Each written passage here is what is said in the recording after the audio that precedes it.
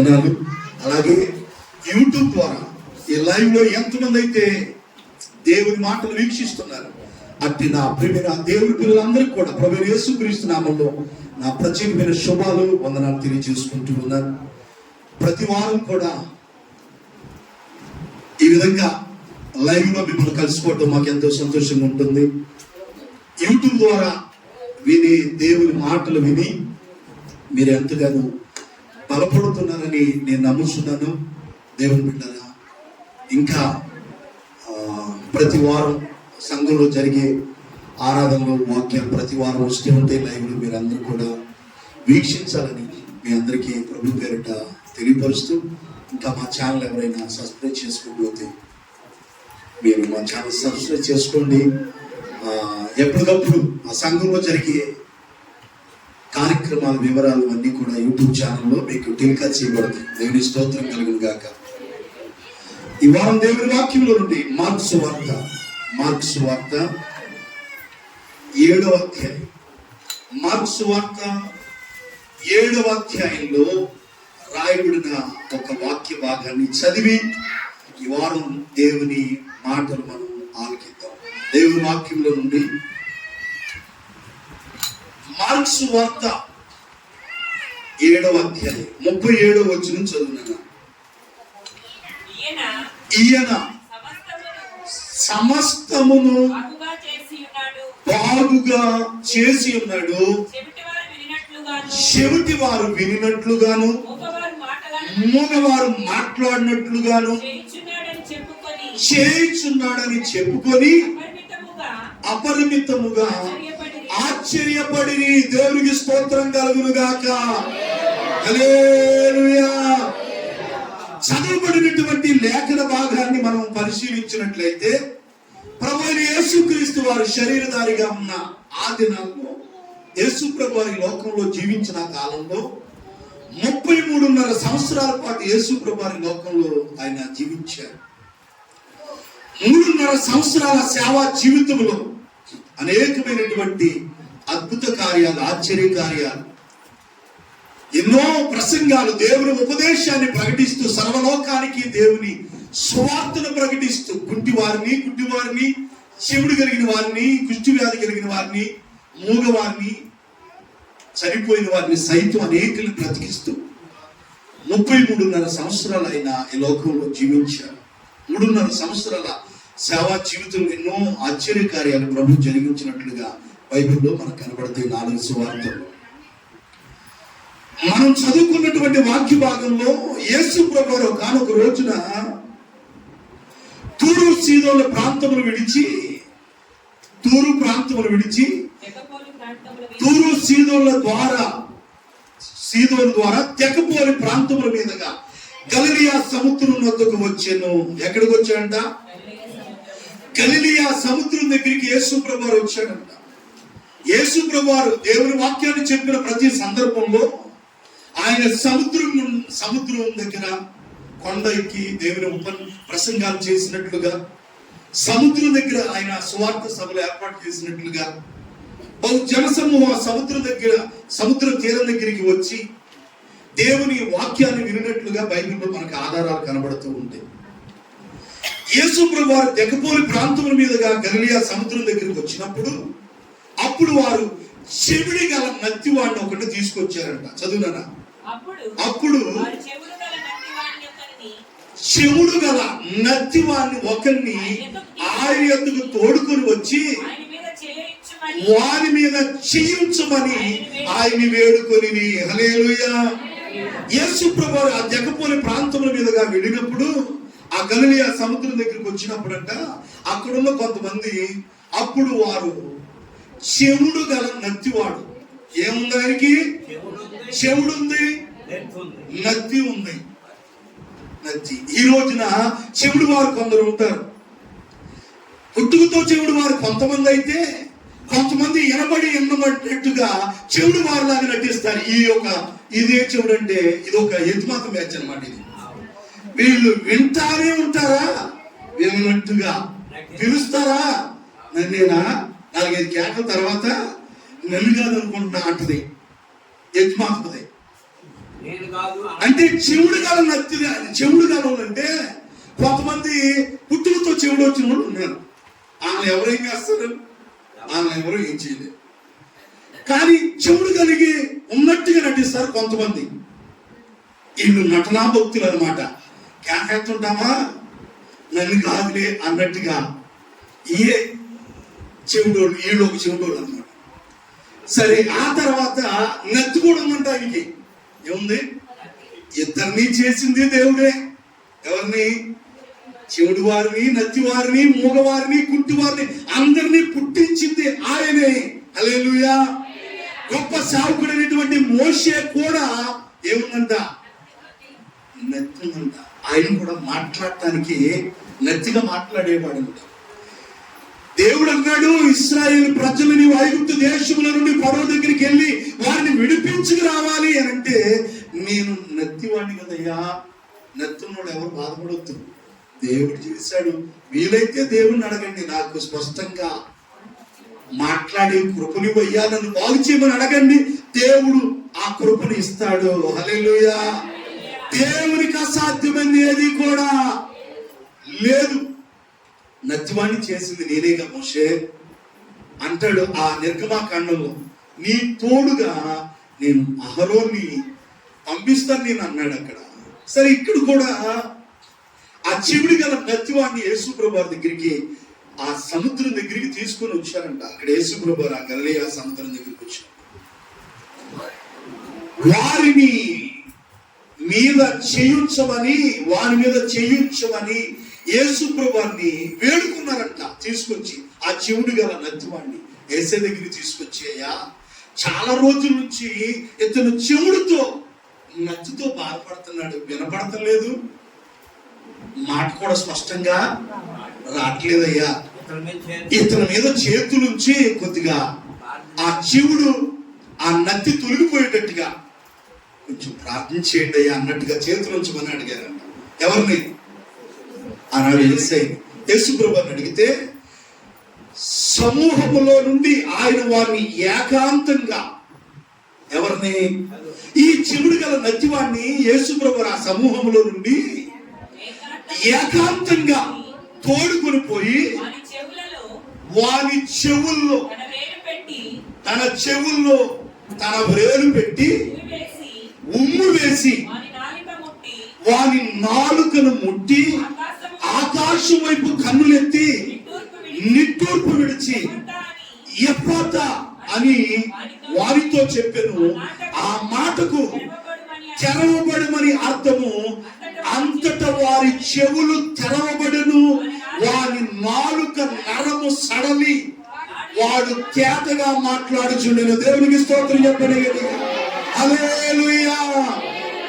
తెరవబడును గాక అనగానే అప్పుడు దాకా చెవుడుతో బాధపడుతున్నటువంటి ఆ వ్యక్తి చెవులు తెరవబడ్డాయి. చెవులు తెరవబడ్డాయి.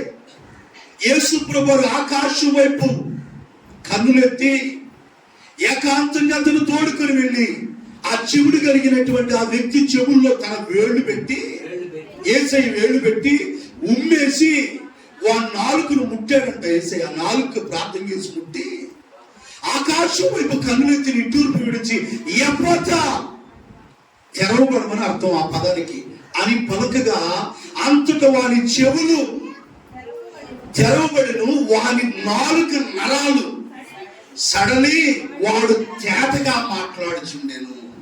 నత్తిపోయింది, చెవుడు కూడా పోయి చెవులు వినబడుతున్నాయి, నాలుగు నరాలు సడలి తేటగా మాట్లాడుతున్నాడంట. హల్లెలూయా.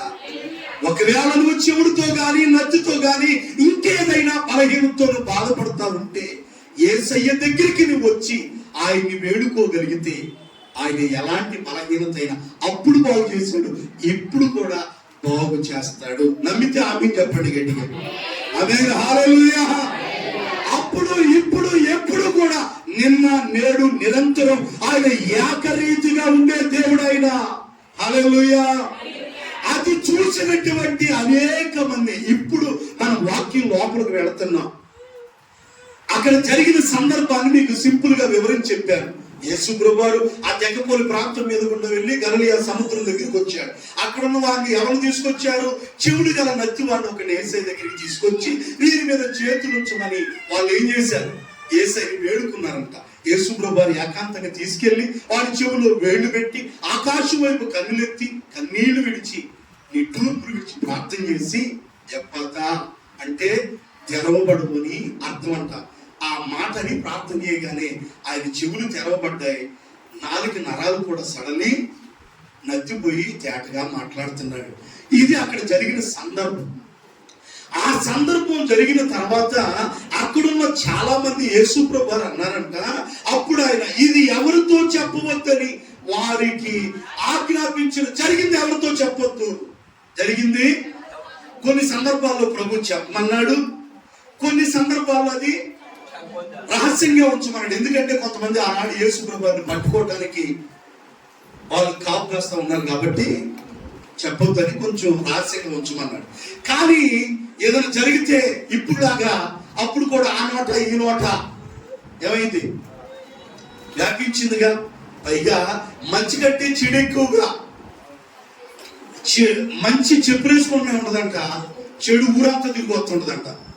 అర్థం చేసుకోండి ఏంటిది? మంచి దాని గురించి ఎక్కడే చెప్పులేసుకుని ఇంకా తొడుక్కునే పని ఉండదు. మంచి మాట. చెడ్డవార్తలు చూసారా? మొత్తం ఊళ్ళని తిరిగేసి వస్తుందంట. అంటే మంచి కంటే చెడే ఎక్కువగా పాకింది. కానీ వాస్తవం ఇక్కడ చెప్పాలంటే దేవుడు చేసిన కార్యాన్ని గురించి ఆ నోట ఈ నోట చెప్పుకొని ఆ చుట్టుపక్కల అంతా ఏమైంది తల్లి అక్కడ. అప్పుడు ఆయన ఇది ఎవరితో చెప్పవద్దని వారికి ఆజ్ఞాపించిన. అయితే ఆయన చెప్పవద్దని ఆయన ఆజ్ఞాపించిన కొలది మరి ఎక్కువగా దాన్ని ప్రసిద్ధి చేయొచ్చు. హల్లెలూయా. చెప్పొద్దన్న కొద్దీ ఎక్కువగా దేవుడు ఇంకే ఉంది.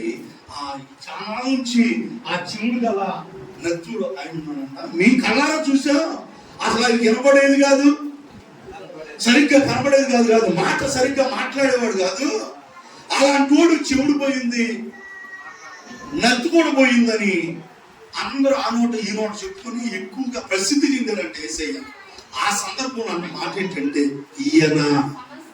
ఈయన సమస్తాన్ని బాగు చేసి ఉన్నాడు అనే మాట అక్కడ కనబడుతుంది. హల్లెలూయా. ఈయన ఆయన అని ఎక్కడ వచ్చినా అది దేవునికి వర్తించే మాట. ఏ మాట? ఈయనన్నా ఆయనని వచ్చినా ఎవరది? దేవునికి సాదృశ్యం ఆ మాటలు. ఈయనంటే యేసు ప్రభువు ఏం చేస్తున్నాడంట? ఇటేనాలా ఇటేనండి కుసేపు. ఈయన సమస్తాన్ని బాగు చేసి ఉన్నాడు. ఈ వారం మన వాక్య సందేశం ఏంటంటే సమస్తాన్ని బాగు చేసేవాడు. చెప్పండి, బాగు చేసేవాడు ఆయన. చెప్పండి, యేసయ్య ఎవరు? చెప్పండి. ఎలాంటి వ్యాధైనా ఎలాంటి బలహీనత అయినా ఈయన సమస్తమును బాగుగా చేసి ఉన్నాడు. సమస్తాన్న ఒక్కదన్న ఏదైనా బాగు చేయగలడు. ఈయన సమస్తాన్ని బాగు చేసి ఉన్నాడని చెప్పగానే చెవిడి వారు వినున్నట్లుగా మూగవారు మాట్లాడినట్టుగా చేయుచున్నాడని చెప్పుకొని అపరిమితముగా ఆశ్చర్యపడి సమస్తాన్ని బాగు చేసేవాడు ఆయన. చెప్పండి, ఈ రోజు ఏం బాగు చేయగలడు ఆయన? ఒక్క మాట చెప్తా, లేదంటే 2 మాటలు చెబుతా. హల్లెలూయా. మన దేవుడు ఎవరు? మనం ఆరాధించే దేవుడు నజరేయుడైన యేసు ప్రభువారు. ఆయన సమస్తాన్ని బాగు చేసేవాడు ఆయన. చెప్పండి, సమస్తాన్ని బాగుగా చేసేవాడు, రిపేర్ చేసేవాడు ఆయన, బాగు చేసేవాడు. దేవుడు బిడ్డలారా, ఇప్పుడు ఈ మైక్ ఉంది, నేను మాట్లాడేది. ఈ మైక్ చెడిపోయింది అనుకోండి, వాస్తవానికి దీన్ని రిపేర్ చేసేవాడు ఆయన ఉంటారు, మైక్ టెక్నీషియన్. దీన్ని రిపేర్ చేసేవాడు. ఒక వాహనం ఉందనుకోండి, దానికి సంబంధించిన మెకానిక్ ఉంటాడు. తర్వాత ఇంకేదన్నా కొన్నింటికి సంబంధించిన వాళ్ళు ఉన్నారు. ఏదైనా ఒక మిక్సీ చెడిపోయింది, ఆయనకి ఎలక్ట్రీషియన్ ఒక ఆయన ఉంటాడు. టీవీ చెడిపోతే దానికి ఒక ఆయన ఉంటాడు. ఫ్రిడ్జ్ చెడిపోయింది అనుకో, దానికి సంబంధించిన ఒక వ్యక్తి. ఒక్కొక్కరు ఒక్కో స్పెషలిస్ట్ ఉంటారు. ఒకరు బాగు చేయగలరు. అది శారీరానికి వచ్చిన జబ్బు కలిగిన ఉండేనా. ఇప్పుడు చూడండి, హాస్పిటల్స్ కూడా ఉన్నాయి. తలకు సంబంధించిన వాళ్ళు ఒకరు ఉంటారు, తర్వాత కళ్ళకు సంబంధించిన వారు, గుండెకి సంబంధించిన వారు, మల్టీ స్పెషాలిటీ హాస్పిటల్ ఉంటుంది. అయితే అక్కడ అందులో దేనికి సంబంధించిన అన్ని వాటిని చూసేవారు ఎవరు రూమ్ వాళ్ళకు ఉంటుంది అనమాట. దేవునికి స్తోత్రం చెప్పండి. నీకు అర్థమైంది నేను ఆ మాటలో. ఇప్పుడు ఒక వస్తువు బాగు చేయాలండి, దీనికి సంబంధించిన మైక్ సంబంధించిన వాళ్ళు, బైక్ సంబంధించిన వాళ్ళు, కొన్నికి సంబంధించిన వాళ్ళు కొన్నిటిని వాళ్ళు బాగు చేయగలరు. కానీ మనం ఆరాధించే తండ్రి, సృష్టికర్త అయిన దేవుడు, ప్రభువైన యేసుక్రీస్తు వారు, సమస్తాన్ని సృష్టించిన దేవుడు, ఆయన సమస్తాన్ని బాగు చేయగలడు. హల్లెలూయా. ఒక డాక్టర్ ఉన్నాడు అనుకోండి, ఒకటి మాత్రమే ఆయన బాగు చేయగలడు. ఒకనొక సందర్భంలో డాక్టర్లు కూడా బాగు చేయలేంది యేసయ్య బాగు చేయగలడు. హల్లెలూయా.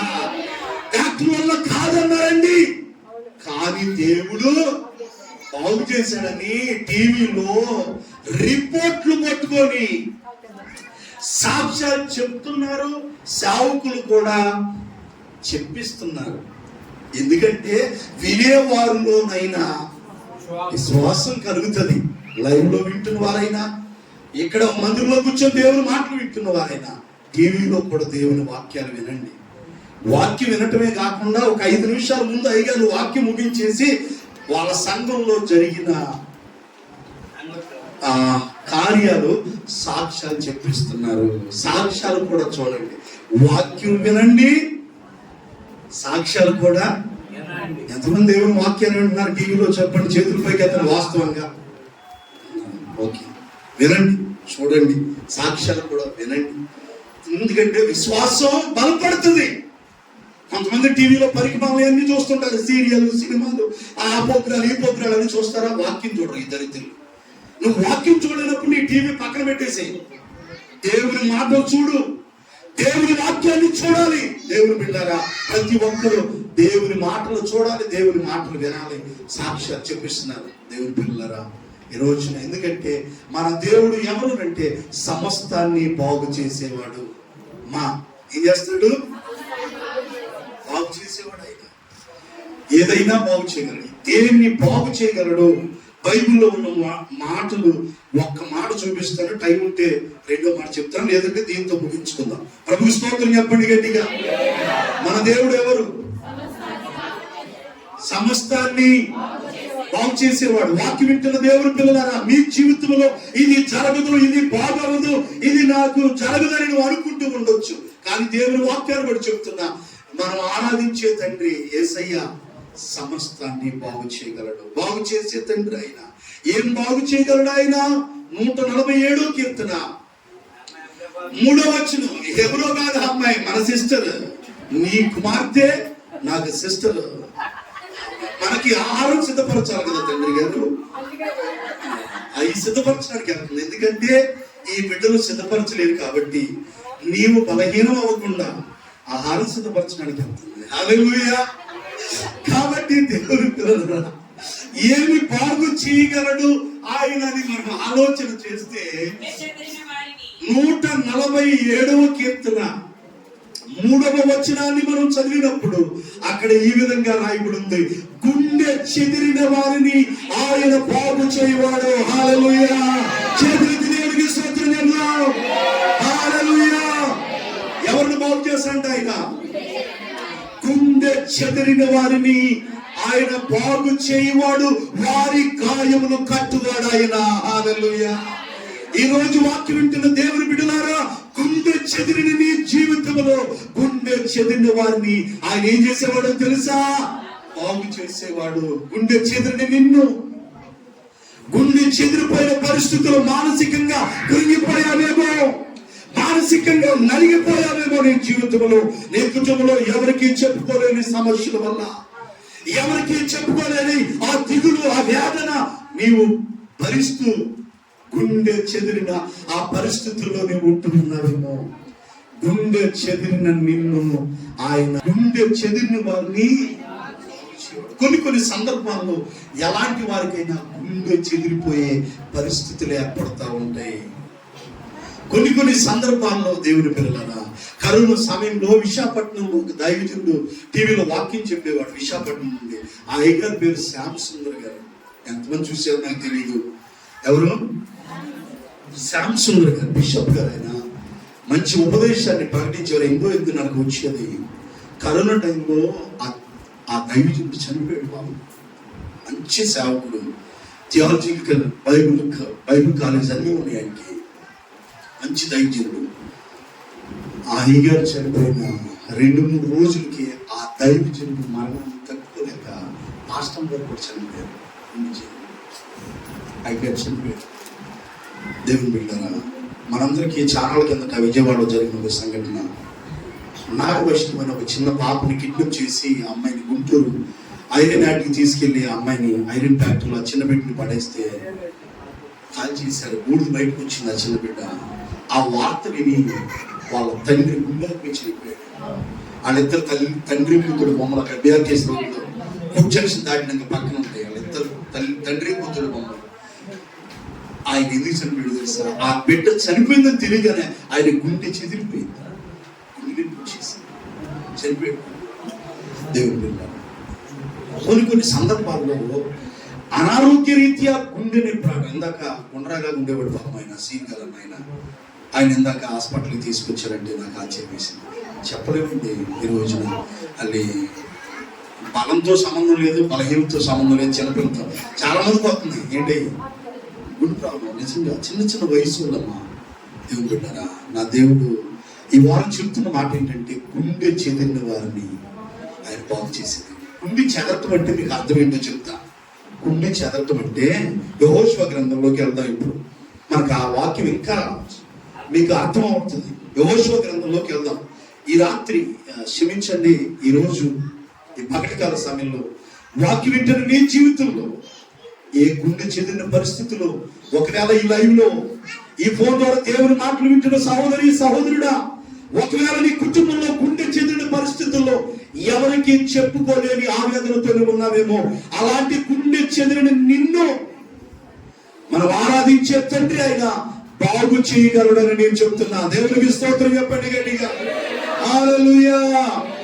యెహోషువ గ్రంథంలోని మనం చదివినప్పుడు అక్కడ 7వ అధ్యాయం, యెహోషువ గ్రంథం 7వ అధ్యాయాన్ని మనం చదువుదాం. 4-5 వచనాలు చదువుకుందాం.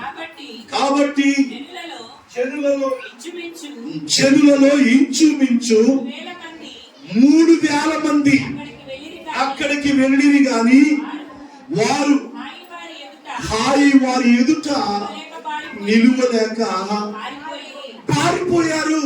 చదువునా, అప్పుడు వారు వారిలో 36 మనుషుల్ని హతము చేసిరి.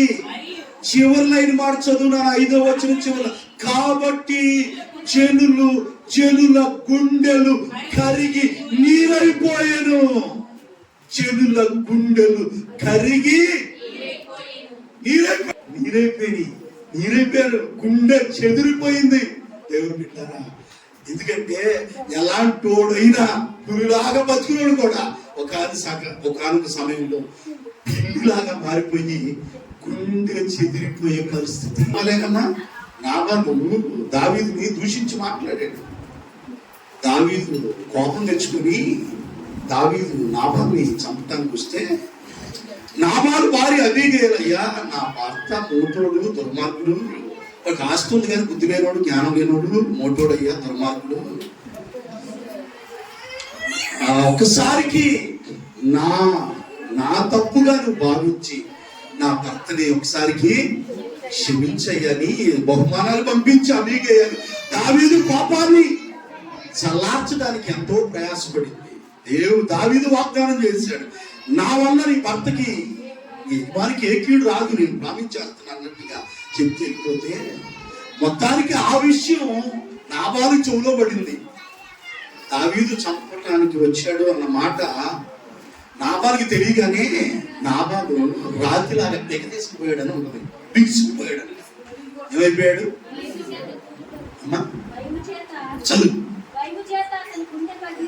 భయము చేత అతని గుండె పగిలెను,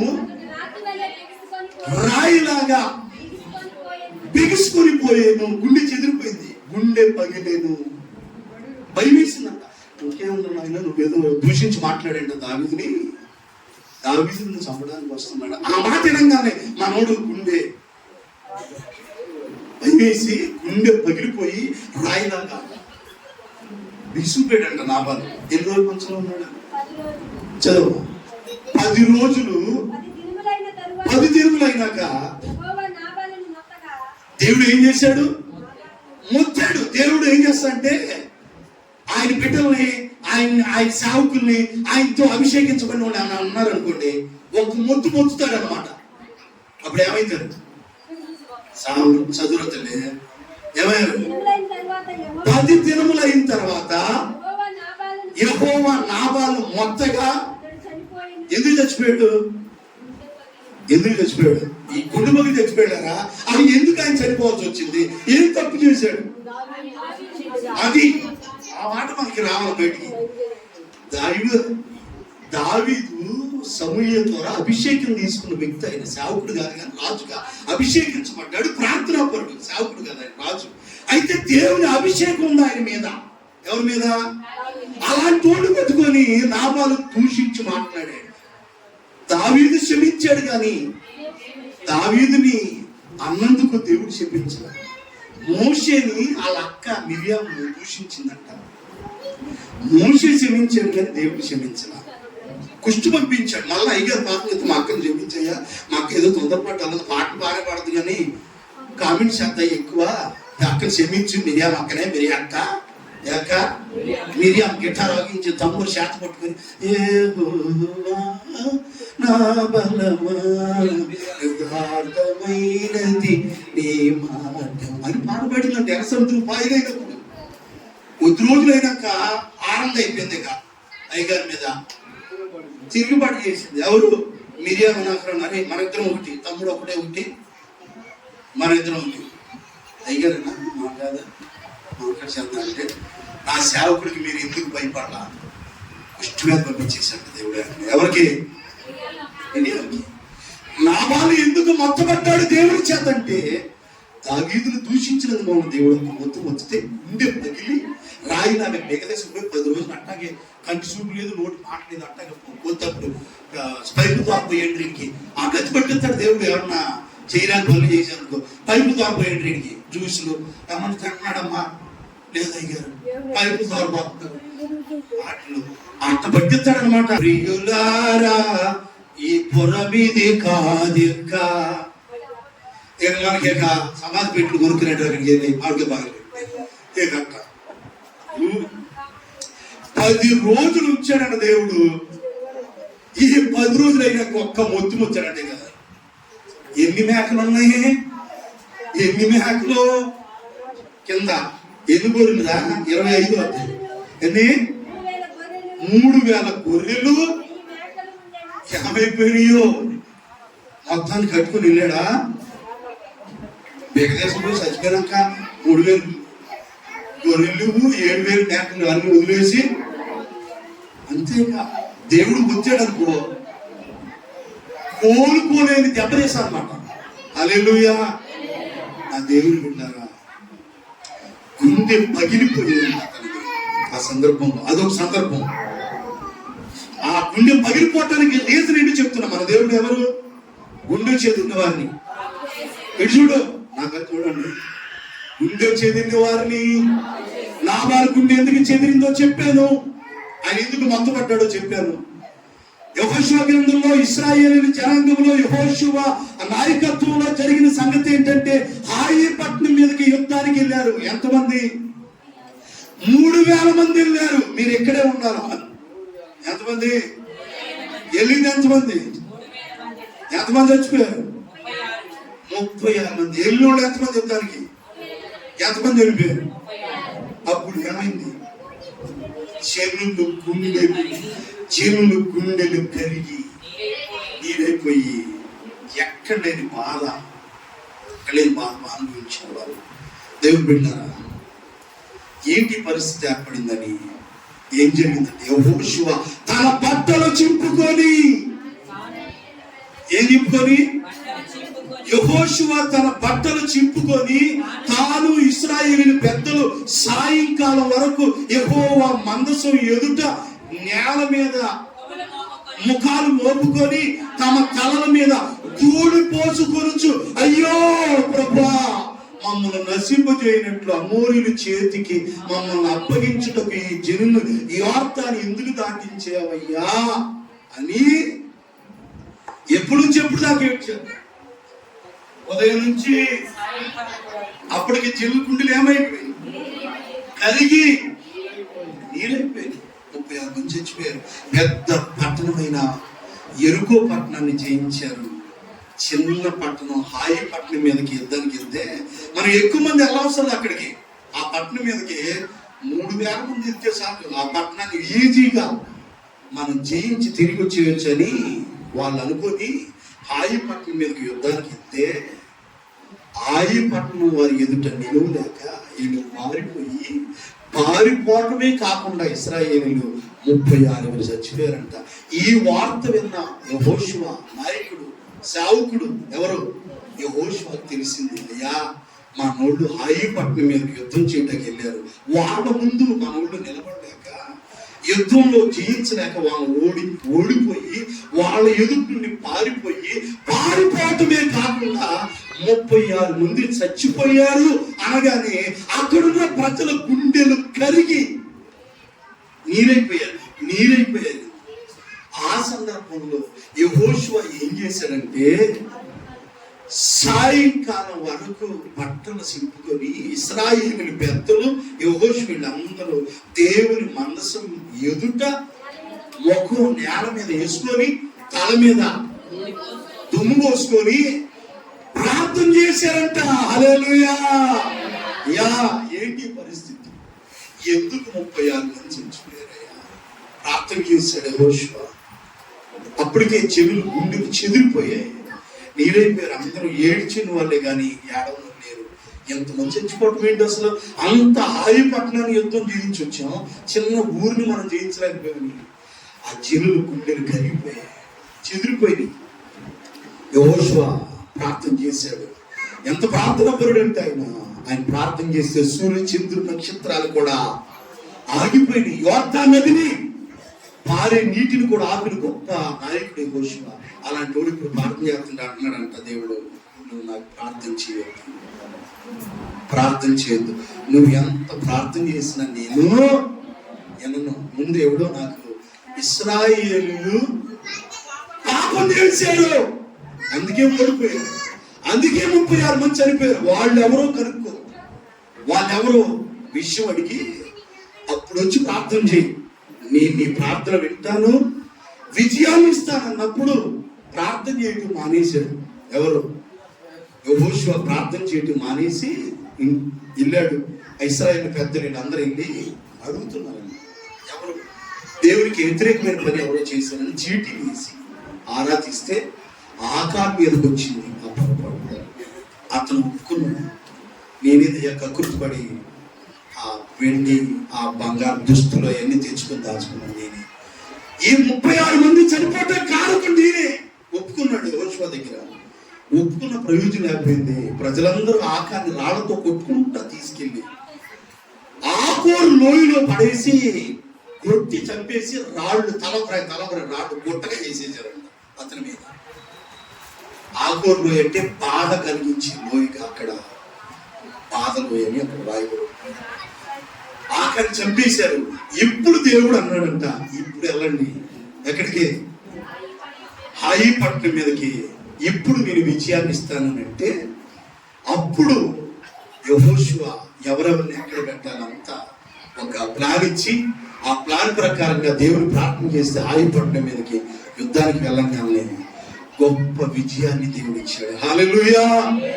ఎక్కడైతే ఇశ్రాయేలీయులు అపజయం పాలయ్యారో దేవుడు గొప్ప విజయాన్ని దేవుడు వారికి ఇచ్చాడు. తల్లి, నువ్వు ఓడిపోవటానికి, నీ కుటుంబం శోధన పాలవటానికి, నీ కుటుంబంలో అనేకమైన బాధలు రావటానికి, నీ ఇంట్లో ఎవరు శాపగ్రస్తమైంది ఏదో తెచ్చి పెడుతున్నారు, నువ్వేదో దేవునికి వ్యతిరేకమైన పాపాన్ని చేస్తున్నా, దానివల్లే నీ కుటుంబంలో అపజయం, ఓడిపోతున్నావు, క్షమించమని అడుగు.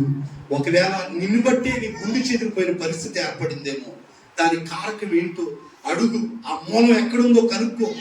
దాని ఎక్కడ మరి నీకు శాపగ్రస్తమైంది ఎక్కడ, నీ ఇంట్లో, నీ గుడారంలో, నీ హృదయంలో ఎక్కడ ఉందేమో అడుగు. గుండె ఎందుకు చెదిరిపోయిన పరిస్థితి ఏర్పడింది. అక్కడ ఇశ్రాయేలు గుండె చెదిరిపోయింది. దేవుడు మరలా గుండె చెదిరిన వారిని దేవుడు ఏం చేశాడు? బాగు చేశాడు. వాక్యం వింటున్న దేవుడు విన్నారా?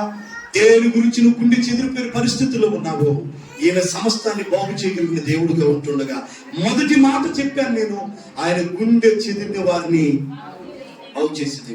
నీ కుటుంబంలో ఏ పరిస్థితుల వల్ల నువ్వు గుండె చెదిరిపోయి మానసికంగా వేదన చెందుతూ ఎవరికి చెప్పుకోలేక గుండె చెదిరిన పరిస్థితుల్లో నువ్వు ఉన్నావేమో, నా దేవుడు గుండె చెదిరి నిన్ను బాగు చేయగలడని నేను చెప్తూ ఈ వాక్యం నేను ముగిస్తున్నాను. దేవుడు తన మాటలు దీవించును గాక.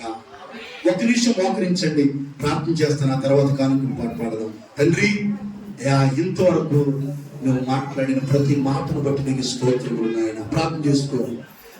గుండె కరిగి నీరైపోయిందంటే ప్రభువా స్తోత్రం నాయన. స్తోత్రం స్తోత్రం స్తోత్రం.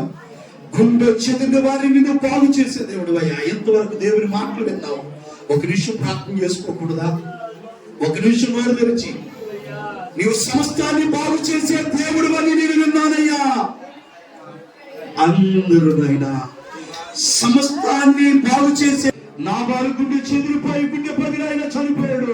దావీదును దూషించినందుకు ఇశ్రాయేలు దేవుని దృష్టిలో ఆకారం చేసిన పాపం వల్ల 36 మంది ప్రాణాలు కోల్పోవలసి వచ్చింది. ఆ సందర్భంలో వాళ్ళ గుండెలు కరిగి ఎప్పటికైనా వచ్చి వాక్యం వింటున్న దేవుడు బిడ్డారా, ఈ లైవ్ లో దేవుని మాట్లాడిన గుండె చెదిరిన దానిగా ఉన్నావేమో. ఈరోజు దేవుని మాటలు వింటున్న నీ జీవితంలో మనం ఆరాధించే తండ్రి గుండె చెదిరిని నిన్ను ఆయన బాగు చేయగలడు. యేసయ్యా, గుండె చెదిరిన పరిస్థితుల్లో నేనున్నానయ్యా. అయ్యా, నేను చేసిన పాపమే, నా బిడ్డలు చేసింది పాపం వల్లే నా కుటుంబంలో అపజయం శోధన పాలవుతున్నా. గుండె చెదిరిన పరిస్థితులు అయినా క్షమించు తండ్రి. గుండె చెదిరిన పరిస్థితుల్లో నేను ఉంటున్నాను. ఏం చేయాలో అర్థం కాని పరిస్థితుల్లో నేను ఉంటున్నాను. యెహోషువ అంత గొప్ప నాయకుడే కన్నీళ్లు గార్చి మొక్కలు నేల మీద మోపుకొని ఉదయం నుండి సాయంకాలం వరకు ఏడ్చాడే. నీ కుటుంబంలో జరుగుతున్న పరిస్థితులు బట్టి నువ్వు ఏడవద్దా? ఎందుకు నీ కుటుంబంలో అలాంటి పరిస్థితులు జరుగుతున్నాయి? ప్రార్థన చేసుకో. క్షమించమని దేవుని అడుగు. గుండె చెదిరి నేను బాగు చేస్తాడు. తిరిగి ఎక్కడ అపజయం పాలయ్యావో అక్కడ తిరిగి దేవుడు విజయాన్ని ఇస్తాడు. వాక్యమైన ప్రతి బిడ్డని గుండె చెదిరిన వారిని బాగు చేయండి. ఎవరెవరు ఏ బలహీనతలు, ఏ వ్యాధులు, అనారోగ్యంలో ఉన్నారు అటు వారందరినీ మీరు బాగు చేయండి, స్వస్థపరచండి. బిడ్డలందరినీ దీవించు అయినా మరలా వారు వచ్చే వరకు నీ కృప, నీ కాపుదల, నీ సన్నిధి నీ బిడ్డలకు తోడుంచి దీవించి ఆశీర్వదించమని వాక్యం ప్రతి బిడ్డ వాక్యాన్ని నీరు కట్టి పలింపు చేయమని యేసు నామములో అడుగుచున్నాము తండ్రి. ఆమేన్.